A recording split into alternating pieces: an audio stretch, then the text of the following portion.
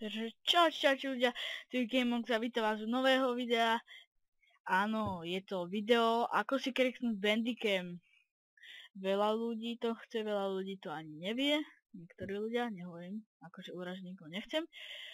A vlastne máme tu ako kreknúť Bandicam, plná verzia. Ste si mohli všimnúť, že ja tu hore, ja natáčam cez Bandicam, ale tu hore nemám napísané bandicam.com. A teraz vám ukážem, ako si to kreknúť. Dávam link do popisu na KeyMaker. Ja si to tak dám sem, KeyMaker. Potom už len na tento prvý odkaz kliknite. A tu sa dáte stiahnuť pomalu, alebo stiahnuť rýchlo, to už je na vás. Zadáte tam túto blbostičku a už sa nám to stiahuje. Keď sa vám to stiahne, tak, čakať. Keď sa vám to stiahne, tak tu budete mať, tu budete mať ten KeyMaker, hej? No, vy si ho otvoríte, ale keď dáte takto a spustíte, to je veľká chyba. Bandicam phone od admin, nie si, že proste admin. To je veľká chyba, sorry, toto je nejaká blbosť zase. No.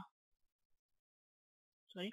No, a vlastne to je veľká chyba, keď vám toto takto, nemôžete to proste takto urobiť. Musíte ísť takto, spustiť ako správca. Áno, a dáte tam treba, že neviem, blablabla, 1401 gmail.com a dáte register application a vám napíše Bandicam register suffer, že vlastne máte ho registrovaný, ale práve ste to krekli, už je to kreknuté, pôjdete do Bandicamu, áno, a čakajte, k nemu sa to načíta.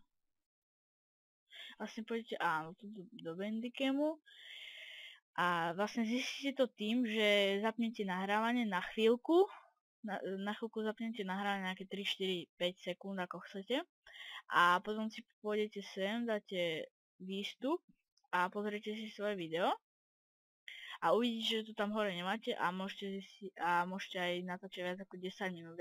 Akože ja to skúšať nemusím, ale vy to môžete vyskúšať ako chcete. Takže to je vlastne všetko.